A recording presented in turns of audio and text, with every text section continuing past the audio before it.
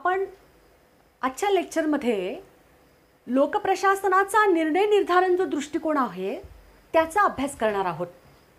मागच्या लेक्चरमध्ये आपण लोकप्रशासनाचा वर्तनवादी दृष्टिकोन अभ्यासला। म्हणजे एकूणच लोकप्रशासनाचा अभ्यास करताना विविध विचारवंतांनी हे जे दृष्टिकोन विकसित केलेले आहेत या दृष्टिकोनाचा वापर करून त्यांनी अभ्यास करण्याचा प्रयत्न केलेला आहे, म्हणजे प्रशासनाचा अभ्यास करण्याचा प्रयत्न केलेला आहे। आता आज आपण ही निर्णय निर्धारण प्रक्रिया प्रशासनामध्ये कशा पद्धतीने होते किंवा व्हायला हवी याचा विचार करणार आहोत। बघा, निर्णय घेणं ही प्रत्येकाच्या आयुष्यातली अत्यंत महत्त्वाची गोष्ट आहे आणि कोणालाही ती अवॉइड करता येत नाही, कोणालाही टाळता येत नाहीये। अनेक जण निर्णय घ्यायला अतिशय घाबरतात। ते म्हणतात की एक वेळ तोफेचा सामना केला तरी चालेल, परंतु निर्णय घेणं नको, कारण ही वरवर जेवढी सोपी दिसते प्रक्रिया तेवढी अजिबात नाहीये। व्यक्तिगत जीवनामध्ये जर आपल्या एखादा निर्णय चुकला तर त्याचे विपरीत परिणाम आपल्या व्यक्तिगत जीवनावर होऊ शकतात, परंतु ज्यावेळी आपण प्रशासनाशी संबंधित असणारी निर्णय प्रक्रिया बघतो तेव्हा जर प्रशासनामधला एखादा निर्णय चुकला तर त्याचे विपरीत परिणाम हे संपूर्ण समाजावर, त्या देशाच्या संपूर्ण विकासावर होऊ शकतात। आणि म्हणून मग लोकप्रशासनामध्ये हा निर्णय निर्धारण दृष्टिकोन अत्यंत महत्त्वाचा मानला जातो।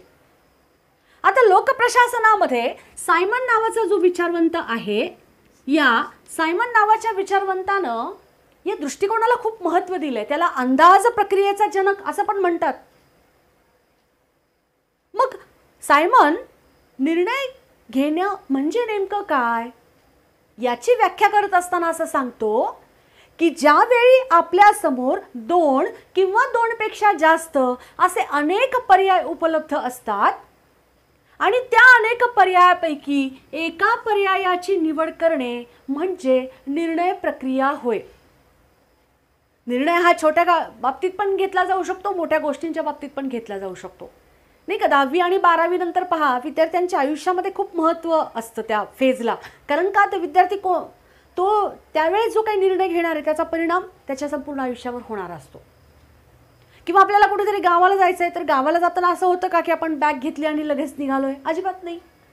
गावाला जायचं असेल तर पहिल्यांदा आपल्याला कोणत्या गावाला जायचं आहे, त्या गावाला आपलं काय काम आहे, आपल्याला कोणत्या दिवशी जायचं आहे, कोणत्या वेळेला जायचं आहे, त्या गावाला कोणकोणते ऑप्शन आहेत, म्हणजे विमानाने जायचं आहे का ट्रेननी जायचं आहे का बसनी जायचं आहे का खाजगी वाहनाने जायचं आहे, अनेक प्रकारचे पर्याय आहेत। मग आपण काय करतो?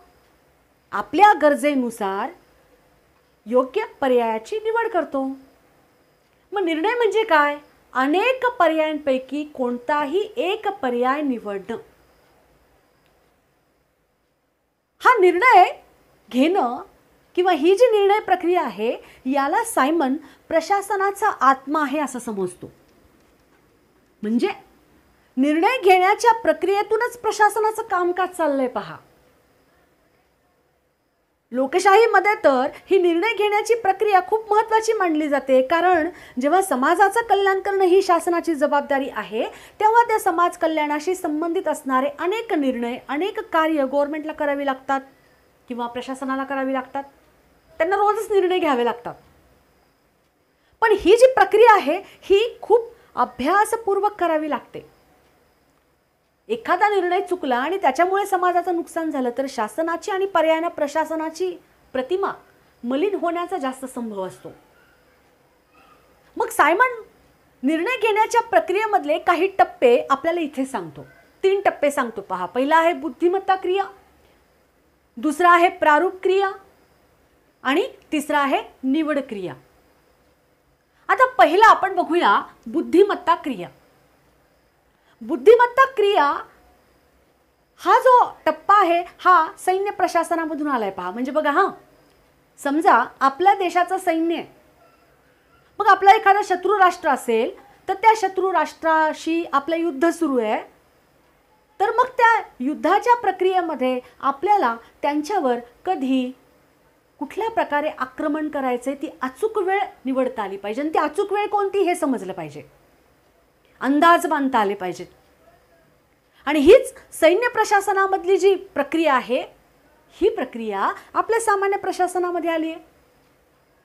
मग ह्याच्यामध्ये काय समजून घेणं आवश्यक आहे आपल्याला, की निर्णय घेण्यासाठी योग्य परिस्थिती कोणती आहे याचा अंदाज घेणं, याचा अंदाज बांधणं, जी की बुद्धीशी संबंधित गोष्ट आहे सगळी.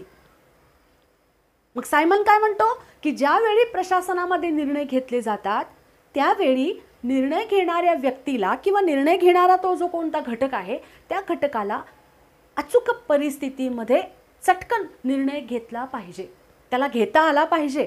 त्याला तो बुद्धिमत्ता क्रिया म्हणतो, इंटेलिजन्स ॲक्टिव्हिटी असं म्हणतो, पाहतो त्याला.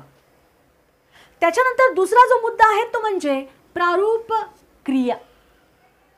आता बघा की तुम्हाला समजा एखाद्या गोष्टीच्या संदर्भामध्ये एखादा निर्णय घ्यायचा असेल, तुम्हाला प्रॉपर निर्णय घ्यायचा आहे, तर तुमच्या समोर अनेक प्रकारचे ऑप्शन आहेत पहा. पण हे ऑप्शन नुसते माहिती असून, म्हणजे हे ऑप्शन आहेत असून चालणार आहे का नुसतं? नाही, तुम्हाला या प्रत्येक ऑप्शनची माहिती असणं आवश्यक आहे. म्हणजे हा पर्याय निवडला तर काय परिणाम होऊ शकतो, हा पर्याय निवडला तर काय परिणाम होऊ शकतो, अशा जे अनेक पर्याय आहेत या पर्यायांशी संबंधित असणारी माहिती तुम्ही गोळा केली पाहिजे. त्या माहितीचं तुम्ही पृथक्करण केलं पाहिजे, म्हणजे आवश्यक भाग, अनावश्यक भाग असा वर्गीकृत तुम्हाला करता आला पाहिजे. आणि मग त्या माहितीच्या आधारे तुम्हाला आपल्यासाठी कोणता पर्याय योग्य आहे हा निवडता आला पाहिजे. आणि या संपूर्ण प्रोसेसला तो काय म्हणतो, प्रारूप क्रिया. प्रारूप म्हणजे मॉडेल.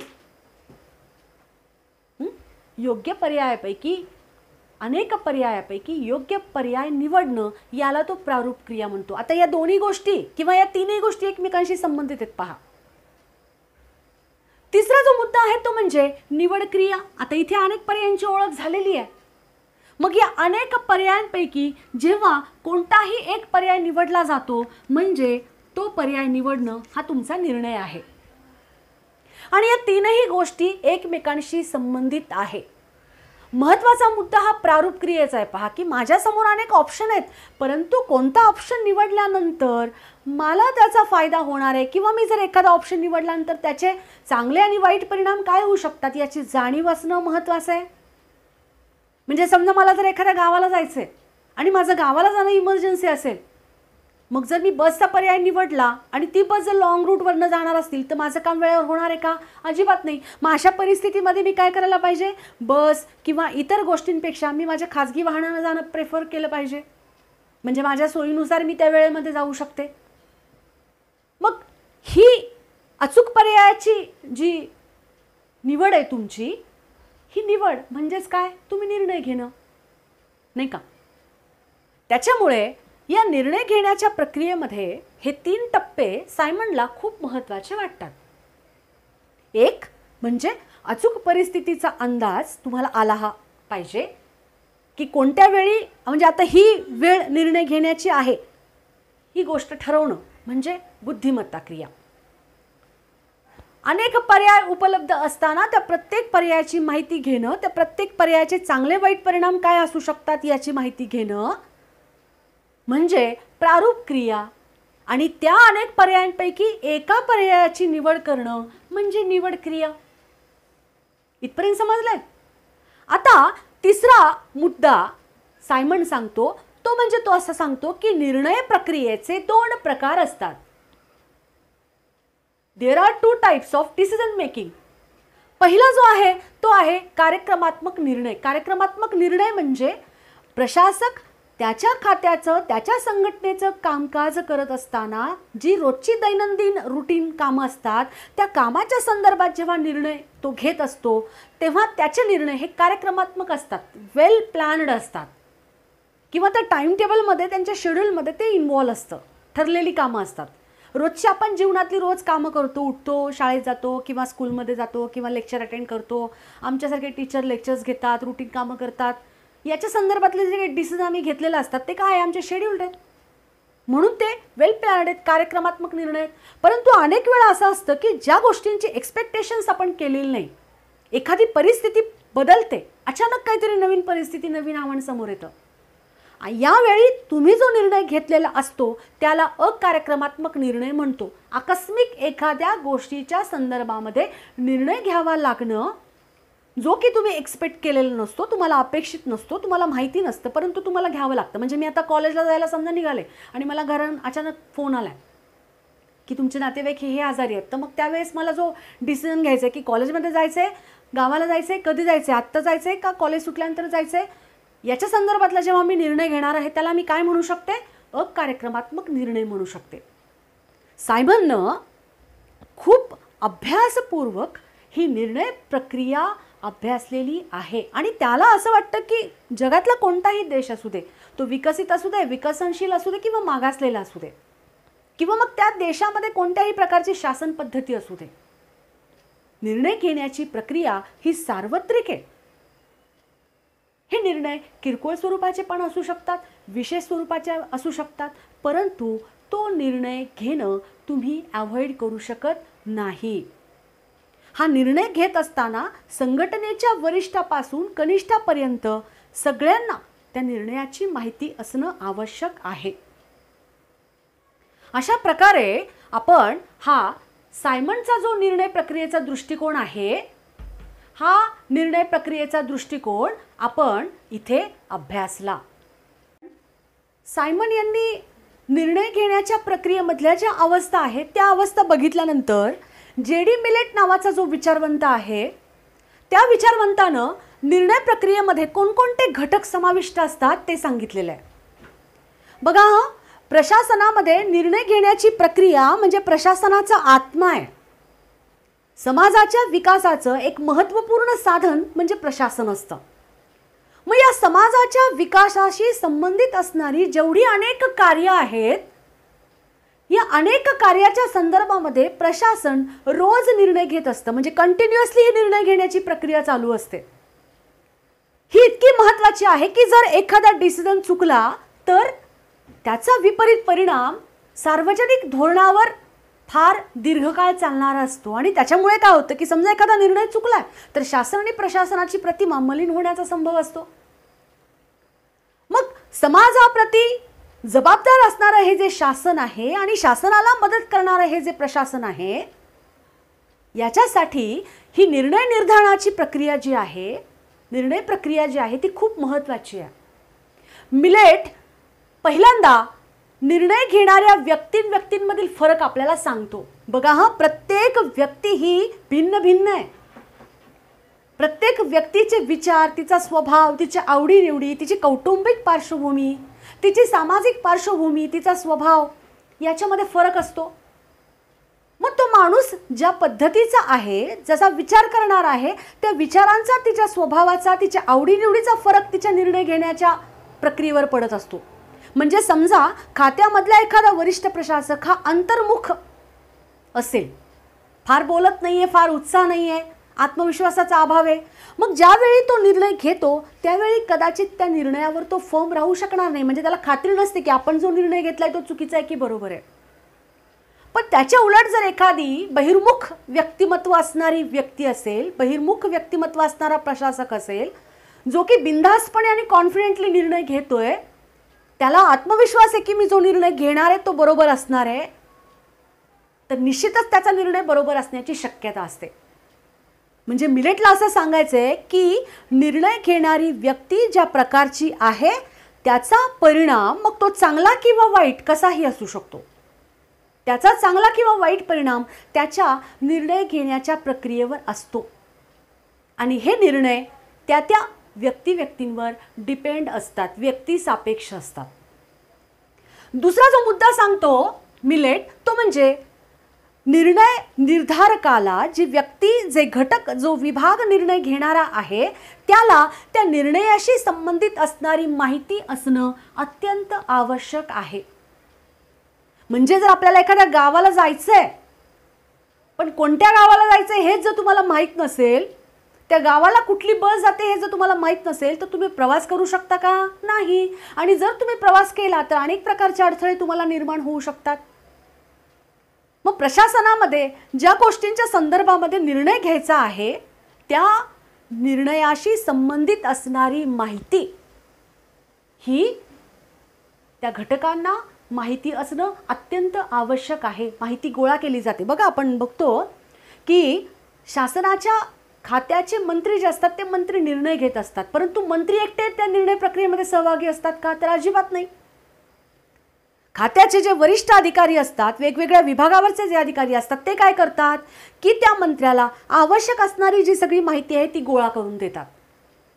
आणि मग आवश्यक असणारी माहिती गोळा झाली की त्या माहितीचं पृथक्करण केलं जातं, त्या माहितीचं वर्गीकरण केलं जातं आणि मग उपयुक्त अशी माहिती समोर आल्यानंतर निर्णय घेतला जातो. उदाहरणार्थ, कुपोषणाची समस्या महाराष्ट्रात आहे, पण मग ती सगळ्या जिल्ह्यात आहे का? अजिबात नाही. मग कोणकोणत्या जिल्ह्यामध्ये कुपोषणाची समस्या जास्त आहे? तर चंद्रपूर, गडचिरोली. मग तिथे कारण काय?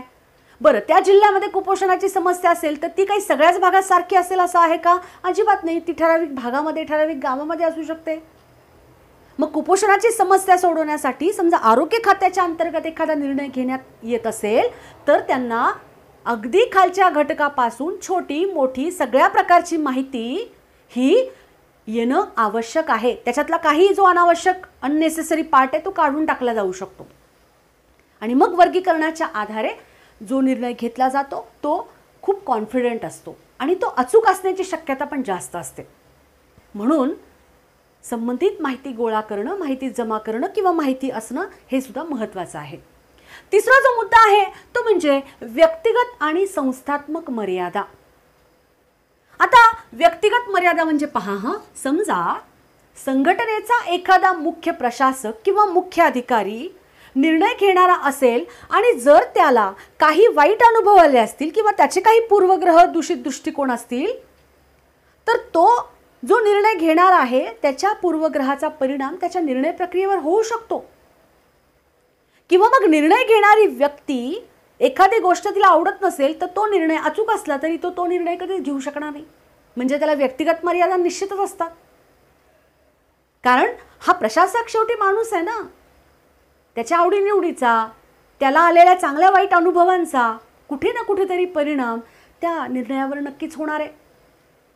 दुसरा जो आहे तो म्हणजे संस्थागत मर्यादा. संस्थागत मर्यादा म्हणजे काय की त्या संघटनेची उद्दिष्टे कोणती आहेत, ध्येय कोणती आहेत, त्याचबरोबर संघटनेमध्ये कोणत्या प्रकारची कार्यपद्धती स्वीकारली आहे याला अनुषंगून, याला समांतर अशी निर्णय प्रक्रिया घेणं अत्यंत आवश्यक आहे. संस्थेचे जे ध्येय धोरणं असतात त्या ध्येय धोरणांना अनुसरूनच निर्णय घ्यावे लागतात. म्हणून त्याला संस्थागत मर्यादा म्हणतात. निर्णयाच्या प्रक्रियेला अनेक प्रकारच्या लिमिटेशन्स असतात आणि ते आपल्याला इथे दिसतं की व्यक्तिगत मर्यादा पण असू शकतात, संस्थागत मर्यादा पण असू शकतात. आता पुढचा जो मुद्दा आहे चौथा तो म्हणजे निर्णय प्रक्रियेमधल्या पायऱ्या तो सांगतोय. मिलेट, पहिली पायरी कुठली आहे की समस्यांचं निश्चितीकरण करा. बघा, असं नसतं की एकाच वेळी एकच समस्या आहे. प्रशासन दैनंदिन काम करत असताना एकाच वेळी अनेक समस्यांना सामोरं जावं जात असतं. मग अशा परिस्थितीमध्ये समजा जर 4 किंवा 5 समस्या असतील तर त्यातली कोणती समस्या सोडवणं आत्ता आवश्यक आहे, कुठली इमर्जन्सी आहे, मग त्या 5 समस्यांपैकी कुठलीही एक समस्या जी आत्ता सोडवणं आवश्यक आहे, ज्याच्यावर आत्ता निर्णय घेणं महत्त्वाचं आहे ते फिक्स करणं. म्हणजे काय केलंय, कुठल्या गोष्टीच्या संदर्भामध्ये किंवा कुठल्या समस्येच्या संदर्भामध्ये आपल्याला डिसिजन घ्यायचा आहे, आपल्याला धोरण ठरवायचं आहे, हे अगोदर फिक्स केलं जातं. याला म्हणतो आपण समस्यांचे निश्चितीकरण. मग एकदा समस्यांचं निश्चितीकरण झालं, कुठली समस्या आहे हे ठरलं की मग त्या समस्येशी संबंधित असणारी सगळी माहिती गोळा केली जाते. उदाहरणार्थ तुम्हाला कुपोषणाची समस्या सांगितली ना, समजा आरोग्य खातं आहे. आरोग्य खातं एकाच वेळी अनेक गोष्टींवर काम करतं. महिलांचं आरोग्य, बालकांचं आरोग्य, वृद्धांचं आरोग्य, प्राथमिक आरोग्य केंद्र उभा करणं, संसर्गजन्य आजार आहे आता जसा कोविड-19 सारखी महामारी सगळ्या संपूर्ण देशामध्ये आपल्या निर्माण झालेली आहे, अशी संसर्गजन्य आजार पण होऊ शकतात. कुपोषणाची समस्या पण आहे, बालमृत्यूचं प्रमाण जास्त आहे, अनेक समस्या आहेत. पण मग ह्या सगळ्या अनेक समस्यांपैकी आत्ता कुठली जी समस्या सोडवायची आहे ते ठरवल्यानंतर त्याच्या संदर्भातली माहिती गोळा करणं आवश्यक असतं. मग खात्याचे विभाग, उपविभाग, अगदी खालच्या घटकापासून सगळी माहिती ती गोळा केली जाते. मग मिळालेल्या माहितीच्या आधारे चित्र स्पष्ट होतं एक पिक्चर क्लिअर होऊन जातं की आपल्याला ही समस्या सोडवायची असेल तर ती कोणत्या मार्गाने सोडवली पाहिजे. आपल्यासमोर अनेक मार्ग आहेत, अनेक पर्याय आहेत. मग कुठला पर्याय योग्य असू शकतो की ज्याच्यामध्ये कमी दिवसामध्ये, कमी खर्चामध्ये किंवा कमी वेळेमध्ये रिझल्ट मिळू शकतो, त्याला आपण म्हणतो योग्य पर्यायाची निवड करणे. समस्या सोडवण्यासाठी योग्य पर्यायाची निवड केल्यानंतर ही प्रक्रिया इतकी दीर्घकाळ चालणारी आहे पहा. तर जो प्रमुख प्रशासक आहे त्याने काय केलं पाहिजे, त्याच्याबरोबर काम करणारे जे सहकारी आहेत त्या सहकाऱ्यांचं मत, त्यांचा अनुभव किंवा त्यांचा सल्ला जाणून घेणं फार महत्त्वाचं आहे. कदाचित असं असू शकतं की मुख्य प्रशासकाला त्याच्या गोष्टीचं ज्ञान नसेल परंतु त्याच्या सहकाऱ्यांना असेल. मग ते सहकारी आपलं जे काही मत व्यक्त करतायत त्या मताचा आदर मुख्य प्रशासकानं करणं आवश्यक आहे. म्हणून तुम्ही पहा, मोठ्या मोठ्या संस्थेत, मोठ्या मोठ्या विभागामध्ये निर्णय घेत असताना मीटिंग्स बोलवल्या जातात, डिस्कशन केलं जातं, अनेकांची मतं घेतली जातात. चांगली काही मतं असतील तर त्याचा विचार केला जातो. सहकाऱ्यांच्या मताचा अनादर प्रशासकानं कधीही करता कामा नये. मग सहकाऱ्यांच्या मताचा आदर सुद्धा निर्णय प्रक्रियेमध्ये महत्त्वाचा आहे. पुढचा आहे, जो निर्णय घेतलेला आहे त्याचं मूल्यमापन करता आलं पाहिजे. मूल्यमापन करता आलं पाहिजे म्हणजे समजा एखादा निर्णय घेतल्यानंतर त्याचे चांगले परिणाम, त्याचे वाईट परिणाम काय असू शकतात. आमुळे एखादा निर्णय घेतला तर भविष्यकाळावर त्याचा काय परिणाम होऊ शकतो याचं इव्हॅल्युएशन करणं आवश्यक आहे. आणि मग या गोष्टीचा अंदाज घेतल्यानंतर काय केलं जातं, निश्चित एक डिसिजन घेतला जातो, म्हणजे तो निर्णय फिक्स केला जातो. पण एखादा निर्णय घेतलाय त्यावेळेसची परिस्थिती आणि निर्णयाची अंमलबजावणी करत असताना निर्माण होणारी परिस्थिती याच्यामध्ये बदल घडू शकतो. कदाचित तो निर्णय बदलावा सुद्धा लागू शकतो. त्यामुळे निर्णय घेण्याच्या प्रक्रियेमध्ये एक गोष्ट लक्षात ठेवली पाहिजे की कदाचित निर्णय प्रक्रियेमध्ये बदल करावा लागतो. ही बदलाची शक्यता, पॉसिबिलिटी ज्याला आपण म्हणतो, ही पॉसिबिलिटी सुद्धा लक्षात घेणं महत्त्वाचं आहे. अशा पद्धतीनं जे.डी. मिलेट नावाच्या विचारवंतानं या निर्णय प्रक्रियेतले घटक स्पष्ट केले. आता मी तुम्हाला एवढंच सांगू इच्छिते की हे निर्णय कायम स्वरूपाचे कधीही नसतात, तात्पुरत्या स्वरूपाचे असतात. निर्णय छोट्या छोट्या गोष्टींच्या संदर्भातले जसे केले जाऊ शकतात तसे मोठ्या गोष्टींच्या संदर्भातले पण केले जाऊ शकतात. उदाहरणार्थ समजा आपल्या भारत सरकारनं संरक्षण खात्याच्या अंतर्गत आता मध्यंतरी तुम्ही पाहिलं असेल की भारत आणि चीन व्यापारी क्षेत्रामध्ये अनेक करार केलेत. चीनशी मैत्रीचं नातं ठेवून आपण त्यांच्याशी सहकार्याची भूमिका ठेवली. परंतु जेव्हा चीननं आपल्या विरोधात आक्रमक भूमिका स्वीकारली त्यावेळी भारताला निर्णय बदलावा लागला आणि चीनच्या त्या आक्रमणाला प्रत्युत्तर द्यावं लागलं, म्हणजे त्या निर्णयामध्ये बदल करावा लागला ना. किंवा आपण चीनच्या अनेक गोष्टींवर आता बंदी घातली आहे, निर्णय बदलावा लागला आपल्याला. पण एकूणच जेव्हा आपण म्हणतो तेव्हा प्रशासनाचा आत्मा म्हणजे निर्णय प्रक्रिया आणि ही निर्णय प्रक्रियेची भूमिका तपासणं, त्याचा अभ्यास करणं, याला या निर्णय निर्धारण दृष्टिकोनामध्ये महत्त्व दिलेलं आहे. आय होप तुम्हाला हे जे सगळं आज दृष्टिकोन आपण पाहिला तो नक्कीच समजला असेल. पुढच्या लेक्चरमध्ये आपण एका नवीन दृष्टिकोनासह येणार आहोत. आज इथेच थांबूया. धन्यवाद.